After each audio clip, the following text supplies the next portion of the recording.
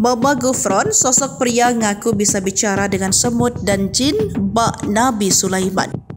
Sosok pria satu ini yang bernama Mamam Gufron mendadak viral dan membuat heboh warganet di media sosial. Ia mengaku dirinya kiai atau ulama ini mengaku memiliki sejumlah kemampuan di luar nalar. Dari video yang banyak beredar di media sosial, ia mengklaim bisa berbicara dengan semut dan jin. Tentu saja hal ini mengundang polemik sebab kemampuan berbicara dengan semut dan jin adalah mukjizat yang diberikan Allah Subhanahu wa taala kepada Nabi Sulaiman. Ia mengaku bernama Ki Muhammad Abdul Gufron Al-Bantani Asy-Syafi'i. Nama aslinya adalah Iyos Sugriman.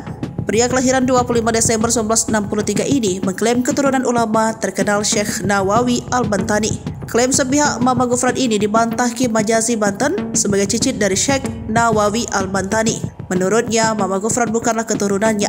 Dalam ilmu agama, Mama Gufron berguru kepada Ki Hasan Amin yang lebih dikenal dengan sebutan Abuya Armin. Abuya lah yang memberikan nama Muhammad Abdul Gufron kepada Mama Gufron. Ia kemudian diberikan julukan Abuya Mama, panggilan yang disematkan untuk tokoh agama dalam budaya Jawa Timur dan Jawa Tengah.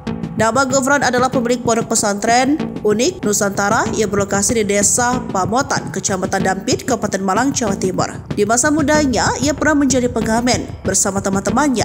Mama Gufron mengamen keliling dari rumah ke rumah ke terminal pasar. Wahyu, teman kecil Mama Gufron, mengaku heran pria yang dulunya dipanggil Yus ini telah menjelma menjadi seorang kiai. Gak tahu Abuya berguru dengan Abuya Armin. Makanya saya heran jadi kiainya dari mana? Ujar Wahyu dikutip dari salah satu akun YouTube. Menurut Wahyu, dulunya Mama Gufron pernah menjadi kuli panggul di daerah Sukabumi, Jawa Barat. Bahkan kata dia, dulunya Mama Gufron pernah maling sendal dan nyolong ayam.